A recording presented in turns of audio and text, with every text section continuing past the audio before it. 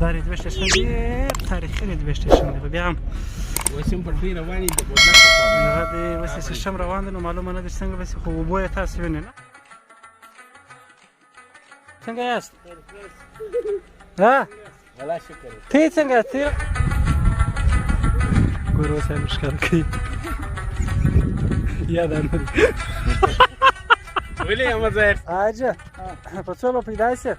ورای هو ورای نو په دغه 15,000 په 14,000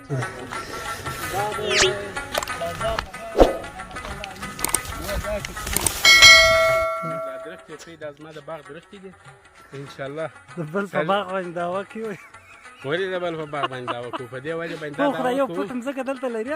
والله چې یو فلا بل ولرغه. سلامونه دوستانو، جوړ په خیر. د روژې لسمه ورځ ده. د چمن ترمینل یا د کوچو چې کوم کمپنیانې دي هلته ولاړ دي. مخامخ کیله ده، د یو څه کیله دغه لار بیا تللې ده د دروازې ولور ته. دغه بسانې تاسو وینئ. موږ به ولاړ شو نن د چمن هغه غنم چې چیرې کرل کېږي د خوشکاوي ده یا مثال په توګه خلک چې کوي هلته به ولاړ شو.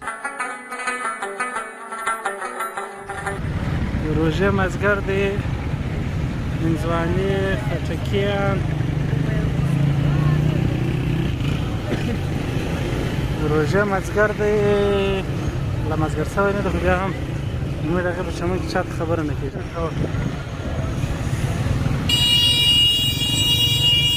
عجیب خوند به وکړه په دغه رنګ باندې. لاړ شو تر هغه ځایه پورې چیرې چې هغه دغه وي، دا د چمن چونګۍ ده، منسیپل کارپوریشن چې ورته وایي. پر دغه چوک باندې دوی ریکارډ شولو کښتې خواته او خپله سپارلي را سره راوله موټرسایکل. هغه زموږ یار پهلوان عمران مخته رالی ونې یا موټر کې یره د موږ سم اړی ده. خبرې نه دي مسکینان یو، موږ ګرده خدای انډیوالان یو. د انډیوالۍ په خاطر باندې ما موټر سټارټ کړي. سړی دا خو زما جانان دی، دی نه په دوړو باندې ولاړی شي نه په دوړو د وایي څه بچاوېدو دپاره. اوس هم دا د خولې را باندې را روان و د هغې زه د پریکټس زه راغلم. بس د احمد ظاهر صاحب سره روان یم. بس لږ روژه هم ده، څه په پیکنیک باندې هم دې خواته دا جګیانې د جګیانو وا خواته تاسو وینئ زموږ د چمن ریلوې سټیشن دی نه. که څه هم دا ریلوې سټیشن ډېر تاریخي ریلوې سټیشن دی، خو بیا هم اوس هم پټلۍ روانې دي د بولدک په خوا باندې. هغه د اوس سیسټم روان دی نو معلومه نه ده چې څنګه به شي، خو اوبه یې تاسو وینئ نه. دلته که څوک موت لمبېدل غواړي هغه دلته کې تللی شي نه چې موت ولګي. دغه نو د پوجانو کیله ورته وایي، د چمن د پوجانو کیله هغه نو غټه کیله دغه ده. البته دغه نو د باغچې خواته هغه لار تللې ده، دا لار هم راغلې ده باغچې خواته. دغه روډ له کلونو راهیسې ډېر خراب دی. خوند خو موږ په کوو. روژه څنګه ده؟ بخیر زرنج والا شایست. څنګه یاست؟ ها؟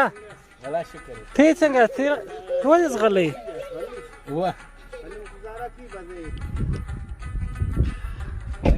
دلته کښته کلي ته راغلو. دغه ماشومان دي د خپلو پسو سره دا دې راوتلي دي او دغه کوي پسونه ورسره دي شاوخوا ښه شنګستیا ده، ښه خوند کوي. نن به ولاړ شو پسونه لوري ته هو حاجي کاکا له بلې وخت دې خو وینې وه ګوره یاده یې مه جوړه یاده یې جوړ ګوره زموږ والا ګوره هو نسخه ګوره اوس هم ښکاره کوي. یاد نه دی. ولې احمد ظاهر صاحب دا چپلی نه پکړه عمران دا عکسونه جوړ کړه. تاسو سم ول که نه و؟ یاره ولا که دې بېر پرې خوند کړی دي رښتیا درته ولې په موشن کې نه و دلته ساره کیمرې زور په پسې نه دی په دې وجه باندې هلته دی وایي 14 پرو مکس راغلی دي نه په هغه باندې میاکس جوړوي سړی پروفایل کې میاکس نه لري. بس خو د هغه د وجې هغه 14 از موږ سمسنګ اکسټوله سر راځي دغه حاجي کاکا له ګړۍ ورشو حاجي له به ورشه حاجي سره به هم لږ حاجي بابا ته مه ځه چیرې ځغلې نو موږ به پسو په تایپ سره راغلي. لږ وخت راکړه حاجي دونه ډېر پسونه معلومېدل نه ول دی لږ شوله خوند خو نه داسې او وای څنګه ښایسته شونګشتیا ده او څنګه ښه پسونه دي. سلام علیکم. حاجي ستړی مه سې. خدای دې راوړي. ستړی مه سې. څنګه ښه په خیر بچیان دې ښه دي ژوند په خیر دي تن ښه شکر دې ته ښایسته. ته څنګه یې ښه یې صحت یې هم ښه دی.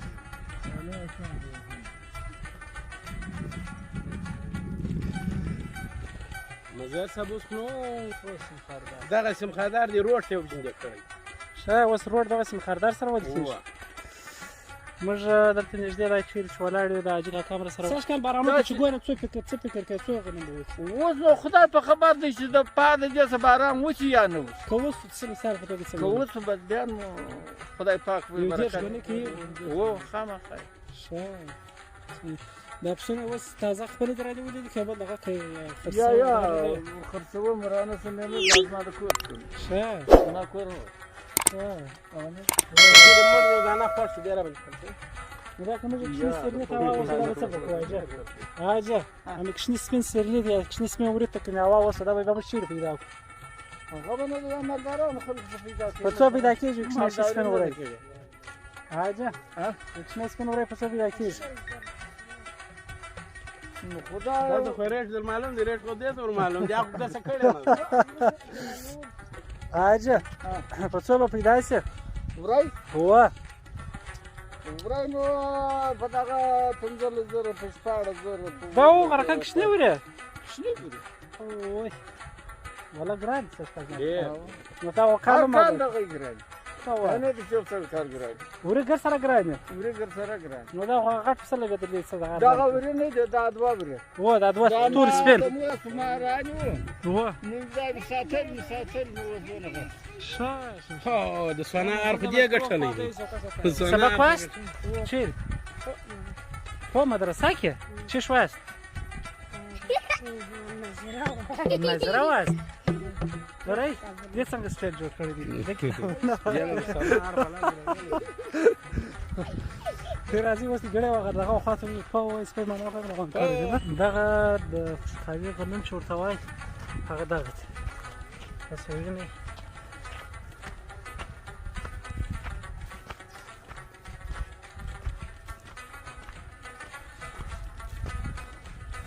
اوس ګڼ غنم دي غنم کوم نه کېږي البته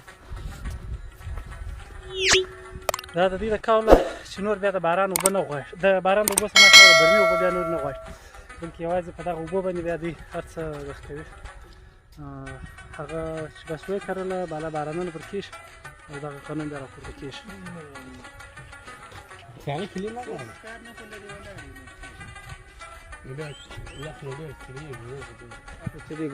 بس دې خوا ته نو دا مځکه ده وینې دا مځکه که څه هم سره ګڼه ده خو بیا هم ښه زرغونه غنم پر ولاړ دي اوس خو لا کشني کشني دي په دې باندې مطلب ډېر زیات زرغونه نه معلومېږي البته دغه مابینځ کې دغه مانده دي او د مانده هغه خوا ته بیا ریګ هغه کوم ریګ چې ورته وایي ریګ نو بس بیا د دغه ځای څخه پیل شو شروع شولو بیا ناڅا هغه د کونچي تر غره تر نور علاقو د افغانستان چې کوم د سیمبولک کومې نورې سیمې دي هغه بیا تر هغه ځای پورې ځي خو دغه چې وینئ دغه یوې خوا ته د خدای پاک قدرت وګوره دغسې ښه ښایسته خوړه مځکه ده او خوږه مځکه ده چې غنم هر څه د باران په اوبو باندې پرې شنه کېږي او بلې خوا ته بیا دغسې ریږي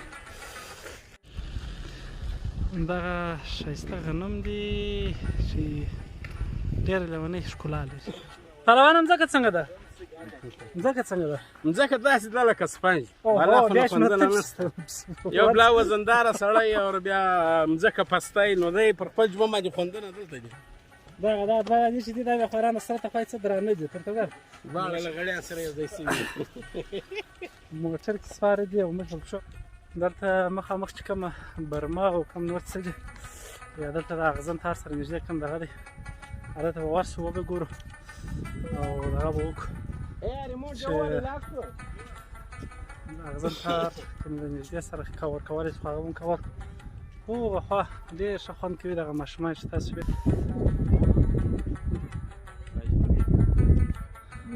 رازوم به کوم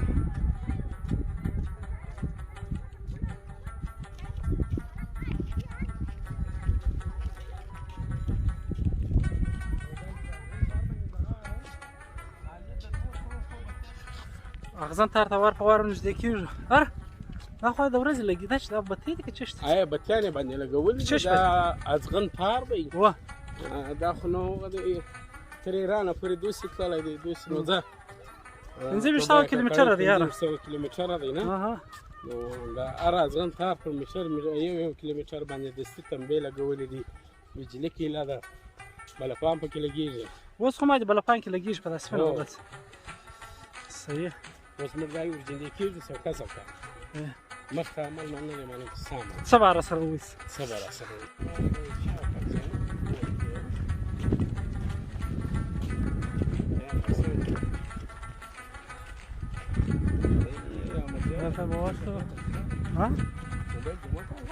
ښه زبردسته وربشې دا دي کرل شوي دي دلته ښه زبردسته وربشې دي څومره غټې دي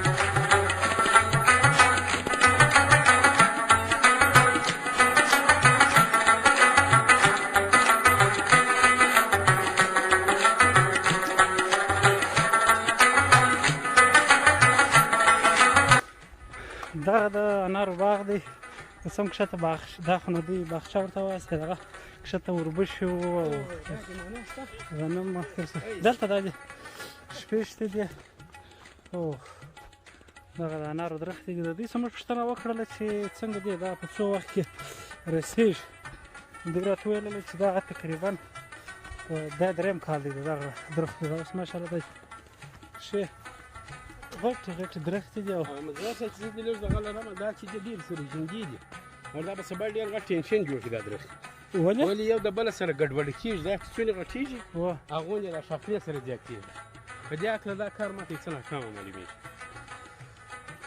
خیر برعکس نو بیا وروسته معلومېږي چې څنګه به بیا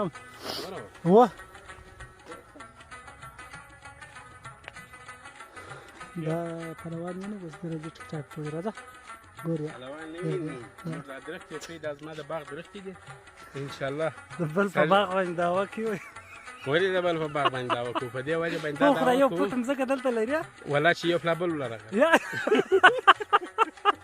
خلاص دا راغلی خاجه ولردي اوس به دعوا وکړي شان دی بیا زموږ همسایګان په دې کې درویش درخت زما اک دی څه درویش دی کومه د خشه سره کوي خشه د موږ د دې سره رشته ده صحیح رشته مینه څه نږدې رشته لري درځه څه نږدې رشته سره لري دې خاله د دې خاله د دې په کوی کې واده ده نو د اوس دغه کوي نه ولا نه وخت نه څه د بادام درختي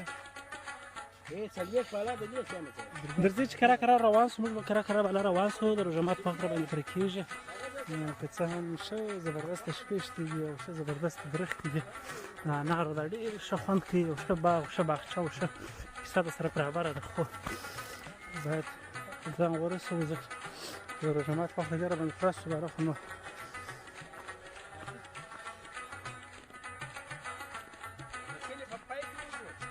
ولا غير سداب وروزه سيف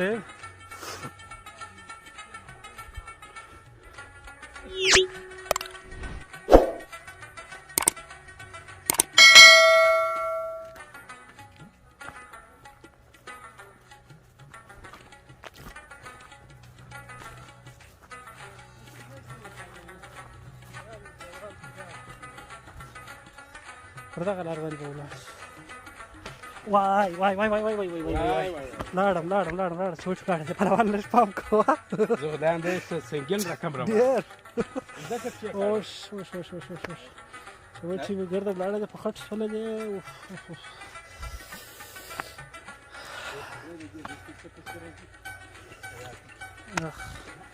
سوچ کوم ګرده لاړه په خټ شول ما فهمدون نو چې دونه وخت کې بیا روزمات وخت سلو نه به کرا کرا روان سو اما زه څنګه خوند وکړم ما خپل خوند په وخت خدای دې وکړي چې ملګری څه خوند راخستې ځکه هغه چا خبر موږ له نږدې څخه نه ویل کوم اغزنتار دی باړ خوای اغزنتار موږ په نږدې څخه نه ویل هغه مو ما دی ډېر نږدې څه ولې او هغه غاړې ته بیا د سپین بولدک په غاړه کې د شوراوک سړک و، پر هغه باندې چې کوم خلک تګ راتګ کوي هغه مې ما د له ملګرو سره دغونه ولیده. نو بس صحیح دی، روژې ورځ وله لسمې روژې ورځ وله یو ماپښین و، مازدیګری و، پای ته ورسېدی زموږ دغه ولاګ. تر بل ولاګه پورې بیا د خدای په امان.